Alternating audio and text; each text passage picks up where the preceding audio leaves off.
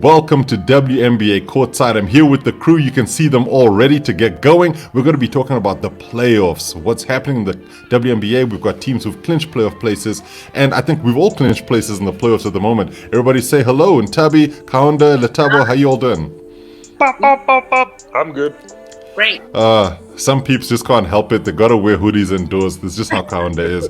But we're gonna go straight into it, and I think the best place to start is right at the beginning, and that means looking at the overall standings. So if we look at what the standings are looking like at the moment, we've got 5 teams who've managed to make their way into the playoffs already. That's the Seattle Storm, the Las Vegas Aces, the Los Angeles Sparks, the Minnesota Lynx, and the Chicago Sky. That's at this time of recording. So we've got the teams that needed to be there, and I think those are all of the guys who seem to be favorites. And Nthabiseng, let's start with you. Who do you think has been the sort of surprise to have already clinched a place? I think for most of us it would be the sort of 5th-seeded Chicago Sky. Yeah, I didn't think Chicago would be where they're sitting right now. Honestly, I thought maybe Mercury might have a chance, but it's a close call between the two teams. It's not super surprising that Chicago Sky is there, obviously, because they have been performing well, but it was really a close call between Chicago and Mercury. Now, Lethabo, we're looking at the other teams that are there. Obviously, you've got the Storm, who've been the front runners. They've only lost 3 games so far this season. Do you think that, there's obviously lots of games to be played. We've got 22 games in the regular season. Everybody seems to have been played around about sort of 16 or so. So do you think that maybe the closest challenger, the Aces, could be the ones who try and take that number 1 seed? I don't know. I'd have to look at the upcoming schedule for the Aces, but the Aces have lost quite a couple of games, have they not, in the past couple of days? They've lost a couple. I mean, look, they've lost 4 in total, but in terms of like back-to-backs at the moment, you know, it's not a heck of a lot. Yeah, it's not a heck of a lot, but I mean, but Seattle also now, Sue Bird is out again. It's tough, but you know, she's not 22 anymore, so you know, it happens. It happens, but that's also why you gotta have. Even when she wasn't there initially, they were fine. No, actually, I think they'll keep the top spot. Okay, because I think it's the kind of thing that you see when you're watching this league very closely, that the seeding can be quite important, especially when you start looking at how the playoffs actually pan out in terms of who makes it, the format, how things work. Kaunda, this is something that we've been talking about for a while here, which is you want to try and be the number 1 or number 2 seed because you get a bye for the first 2 rounds. However, in the WNBA, that can also be a potentially disastrous thing because sometimes it means you lose momentum and then you might end up facing a team you didn't expect to face and a challenge that you'd have to really bring your A game for. So you still think maybe the Sparks have a chance of making top spot? Look, Cyrus, as much of a Sparks fan that I am, I'm also a realist. And I think what I've been watching from the Storm is that they've paced themselves, right? They're not on the top spot by chance, and they didn't try to rush to hold on to the top spot. They've played well. You know, they've lost 3 games in total, which isn't much. But, you know, I think in the times that they lost those games, it was them trying to figure new systems out and do some stuff. But I think they've paced themselves well enough to hold on to that top spot. It wasn't like they came out guns blazing and they wanted to demolish anyone in sight. They were actually, even the margins with which they won sometimes, you could tell that they're saving themselves and pacing themselves. Because, you know, rushing into being that big, dominant, Seattle Storm might have just worked against them. Like, you know, Lethabo did mention that Sue Bird is injured, and well, she was injured towards the beginning of the season. But I think as much as I fancy the Aces maybe catching up or the Sparks catching up, I think the Seattle Storm are pretty settled at the top there. I mean, it's not a bad call because when you look at it, the Storm seem to have quite a deep roster, you know. So yes, they will miss Sue Bird. I mean, she's incredible, but they also have players that they can call on. I believe Jordan Canada is one of them.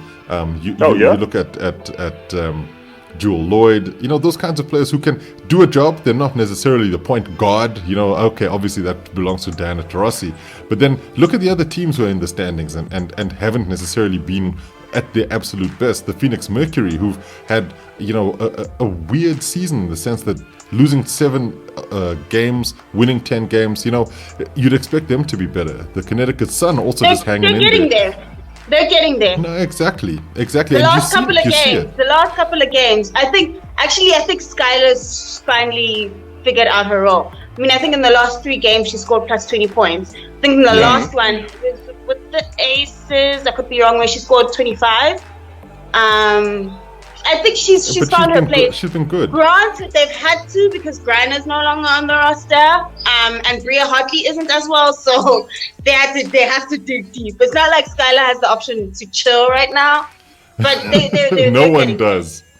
No one does. And then Nthabiseng, I mean, we're looking at the teams who are trying to battle to get into the sort of, let's call it playoff spots. After we looked at top spot, we look at the race for playoff places. And the Dallas Wings have had, a losing season so far, only winning 6 of their 16 games. But then you have the Fever and the Mystics, who are like a game and a half back behind them. Things are looking like they could be a bit tough, though. If Dallas continues their form, as they have been playing well, and Arike Gumbuwale can be that leader for them, they should be able to make the playoffs as the 8th seed. Do you think that they have what it takes to see off the Fever and the Mystics? I would like to see them there, because I think they would add a little bit of spice into the competition, to be honest, because including ourselves, we did really kind of rule them out in the beginning of the season. And they just continue to progress and get better as time goes, and we've just seen the Mystics and the Fever not being their regular selves. So for me, I think they deserve to be, based on the performance, their performance in the past few games. Now, we can't forget the Mystics are still, reigning champions. Yeah. We can't rule that out. Experience will always overpower rookies and all that. But I would like to see Dallas go through, only because of how they've been performing and their consistency in the latter part of the season. And so, yeah, that's my take. But you see, this is the thing for me about Dallas, is that they've got like a sophomore in Arike doing an absolute incredible job. Then you've got somebody like Satu Sabali, who should technically be the sort of second star in terms of the hype around her. But this is her rookie season, so she's also learning her game in the WNBA and trying to see how things work. So when you look at it, Kaunda, you look at this Fever team, you look at the Mystics team, and you think they might have a chance. Of those two, who do you think could be the better challengers for that 8th spot? Because I don't think either of them are going to catch the guys in 7th or maybe even 6th place. Look, like Nthabiseng says, when it comes to experience and that, you'd expect the Mystics to climb up, but I think at the moment I fancy the Fever more. Okay. I fancy the Fever more, just based on current performance and current trajectory and energy. But I hope the Wings hold on to that 8th spot, though. Lethabo, you got the same feeling, or do you think this could be one where the Wings actually find themselves being caught, their wings being clipped? No, I think the Wings could pull up a decent campaign and make it to the playoffs. I don't disagree. Okay, well, I'm going to stick with you, Lethabo, because when we go back to what the standings look like and we go through how things will work out in the playoff scenario, if things were to end the way they are right now, in terms of seedings being exactly where they are, you will have the first round of the WNBA playoffs seeing the 5th seeded Chicago Sky going up against the Dallas Wings, and then the 6th seeded Phoenix Mercury taking on the Connecticut Sun. Those are 2 interesting games in a single game eliminator. So when you look at those games, you think, okay, wow, this could be quite an intense battle. Do the Wings have enough in them to win a single elimination game against somebody like the Mercury? Was it what you said? Isn't it Mercury? Wouldn't it be Mercury versus Connecticut? Yeah, it'll be the Sky. So Sky taking on the Wings. Sorry. No, so it's Sky Wings, Mercury, Sky Wings, Mercury. Yeah. I don't think. Nah. nah. Chicago got way too many scoring options on that bench. Like, didn't we say they have like 6 players that could give you double digits each night? Like, nah, brother, that's not happening. So you're saying it would be nice for the Wings to get into the playoffs, but then it's one game where, well, maybe one game too many. Trophy.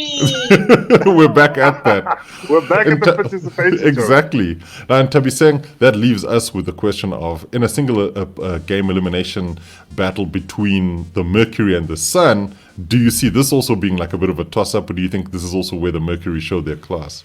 I think Mercury will show their class, honestly, because Connecticut has been super inconsistent. So I don't see them going through, in my opinion.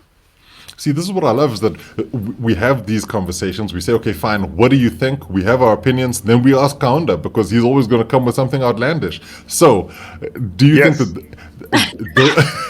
those kinds of calls will be exactly how they go? You think the Wings will probably have not enough against Chicago, if it were to stay the way they are now? And then, obviously, the Mercury downing the Sun. Is this something you believe? Look, I would love to agree with Nthabiseng and Lethabo, so I will. Yes. There are those days. There are those days where I'd love to disagree with them for the sake of disagreeing. But look, numbers don't lie and performers don't lie. I don't think the Wings have it in them to beat the Sky, unless injuries come to play or something just happens on that night. But Sky take Wings, Sky clips Wings, and Mercury definitely, flows over the Sun. I mean, just looking at current performances in the regular season, Cyrus, I can't argue with Nthabiseng's call. I can't argue with Lee's call either. Can I ask something though? Yeah, please go for it. Like, I don't know, and I completely agree with Lee on Dallas, not being able to do this. But I don't know, something in me still says ego can come into play when it comes to the Wings. That, you know what, they have nothing to lose, and it's a single elimination game. Something in me still says they have a fighting chance. As much as numbers don't lie, experience doesn't lie. And I'm not saying that the Wings have this. No, I completely agree with you, Lee. But what I'm saying, I'm just playing devil's advocate with this. No, it's a great point. I mean, it's a single elimination and anything can happen. 7. If one team, if the Chicago Sky comes in on an off night, and then, Dallas Wings takes advantage of that, then that happens in the NBA. Hence, Portland Trail Blazers can win a first game against the Lakers. But I just think it's highly unlikely. Go home with a participation trophy. Yeah, exactly. And that's what happens when you've got a series, right? In a single elimination game, anything's up for grabs at the Champions League final. And this is what's also beautiful, because when you look at it, it's the second round of these playoffs that are also single elimination. So let's say if it were to end now, the Sparks and the Lynx, the Sparks found themselves, Kaunda, in a very similar situation last season, and the very same thing happened to them. They faced one of the lower ranked seeds, and boom, they were out of the playoffs. So it shouldn't be something where we can say, let's say the Dallas Wings, technically they don't have enough in terms of squad depth, and they're a young team. But let's say they do get past the Sky, they might then fancy the chances to say, look, it's another single elimination game. Anything's up for grabs. The other guys have just been sitting watching us. We've got the momentum. So, Kaunda, do you think that the teams in third and fourth might also be at a disadvantage not playing while they're watching this stuff unfold? Absolutely, Cyrus. You should never downplay the power of momentum. When guys come at you at full speed and they're used to it, and their muscles are nimble because they've been exercising, and maybe you've been doing shoot-arounds and that, but you haven't had that full contact play. And the intense Westbrook, also known as excuses, but it's true. It's true. Also known as turnover rust, but we'll get into that on a different show. but nothing quite like trolling your co-host. They could surprise the top seeds teams. Like Lee put it quite rightly, and I might stand corrected. If the NBA themselves were single elimination first rounds, the Clippers and the Lakers wouldn't be in there at the Or moment, the Bucks. right? Or the It would be Bucks. it would be the Mavs in this, and the Blazers, Yeah. and the Bucks wouldn't be there. So The playoffs would have a completely different complexion. different look. So never underestimate that momentum that comes with a determined team, especially if a team straight off the back of a win and they're like, okay, we floored those guys, right? Yeah. And the top seeded guys have been waiting for us. So let's roll over them as well. But then again, we also look at team composition. The Seattle Storm, Los Angeles Sparks, the Vegas Aces.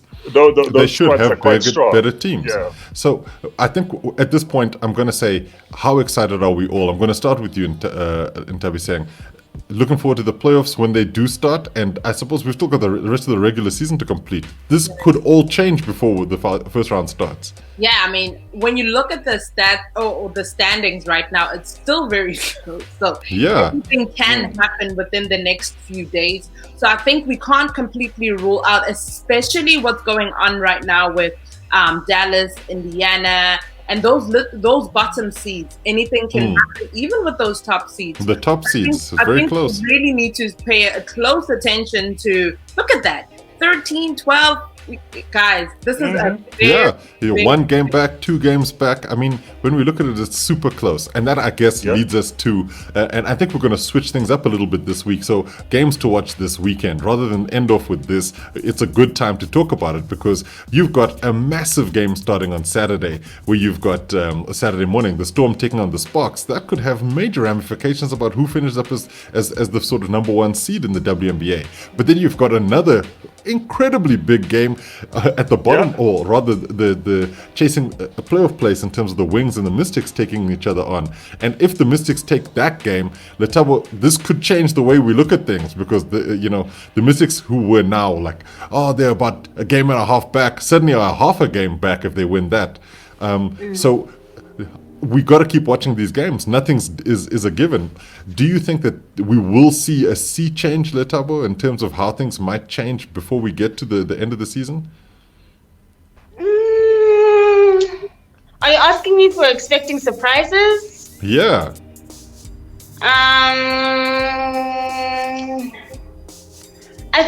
From the bottom half, I think maybe. I still, as much as the Washington Mystics is just that didn't turn out well.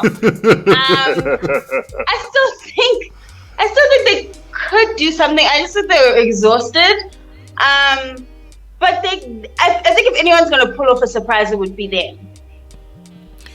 And especially when you look at how close things are, because being a game and a half back, I mean, that's a victory over your rival, and that puts you right back in contention. Then who blinks first becomes the thing. And obviously there are going to be tie-breaking scenarios where people will have to take into consideration their head-to-head matchups, and so every game does count. I think it's all about matchups. Sometimes it's all about matchups, even if there's a better team on the floor, like Poison Ken, Houston Rockets, and OKC. Even though technically there's a better team, it's a matchup scenario. They're coming across a team that exploits their weakness. Yeah, and that's what happens in basketball. Sometimes you have a really bad matchup against who you come up against, and for a lot of people, that the worst matchup is the Seattle Storm. So I think in essence, what you want to do is try and play your basketball to get to a point where you don't want to have to face them till the potential NBA Finals. So I think without losing too much more time, let's go into who we think might be the winners in Nthabiseng. Who do you think is going to win between the Storm and the Sparks? Ooh, wow, that's going to be a close one. I would like to see Seattle win. Okay. Yes, Kaunda, we see your neck craning up there, so I'm assuming you think the Sparks, they should take this? You're using your fanboy hat here, or the fanboy hoodie. Straight up fanboy hoodie, fanboy glasses, you name it. I think the Sparks could take this one. Like I said, the Seattle Storm are pacing themselves, and I think the Sparks are motivated. They could take this one, and I say that, one as a fan and two as an observer. And if I might just dip into the previous conversation, I really feel that the Wings will get the better of the Mystics, because the Mystics are still a little banged up. as a team. And we have to face the truth is that, they're limping at the moment. They're not at full strength. That is true. I say the Storms, Kaunda. I think Storm want to rest a little bit to give Sue time to recoup. To recover. For them, that will be a motivation enough for them to be like, guys, if we can clinch this, we sit out for 2 games. That gives you enough time to rest and so come back and perform. That's my reason for going. There's so much to play for. Now, Lethabo, you mentioned Wings Mystics, and you said Wings should take that one, right? Wings should take it, but I'm going to be controversial and just say Mystics, just because I'm a Messi girl that lives for drama. So the drama of the Mystics is for you. I'm gonna go with the Storm taking down the Sparks. I think they might be able to do that without Sue Bird, and the Mystics will lose to the Wings. I think Arika is going to be having one of those. So just to close out the show, let's look at our players of the week. We've got a Connecticut Sun. Amazing performances from Alyssa Thomas, who we spoke about last time out in terms of people who were in the sort of MVP candidature, and then Brianna Stewart, who was repping for the West Coast. And I mean, Stewie's just been so good. I think she's the kind of player you've got to build everything around. And we saw her in college. We're seeing what she's doing in the WNBA. It's well deserved. But I think more importantly, the thing we should chat about very briefly is the Players of the Month. This, for me, has been an incredible award, especially when you look at where Courtney Vandersloot has been and what she pulled off this week. Now, Nthabiseng, she broke the assist record in the most recent game that the Sky played. I think it was against the Fever, and she got 18 assists. And now, we love storylines. We love storylines in basketball. The fact that assist comes from her passing to her wife, Ali Quigley, who then hits the shot. I mean, that's just made in heaven. So Nthabiseng, of those Players of the Month, well deserved, do you think, or do you think maybe somebody else should be there? 100%. I'm a Courtney fan because every time we speak about it, I'm like, I wouldn't want to play with her because I'm going to get most of the points. She can keep it, So I'm really happy for her. I'm really glad that she broke the records, and I think she'll just keep going, right? She's the assistant like that. And for Asia, I'm a huge Asia fan, guys. Like, I love her. I think she's a great player. I think she's a dope person herself. So I think these awards are well deserved for sure. And now, one of the most important things to remember is that we also had Crystal Dangerfield, who was named Rookie of the Month, as well as Bill Lambia, who was named Coach of the Month. And clearly you can see that with the Aces, he's doing a really good job. Now, Lethabo, the Players of the Month, you agree with the picks that they've had there, Courtney and Asia? You think they're the standouts for you?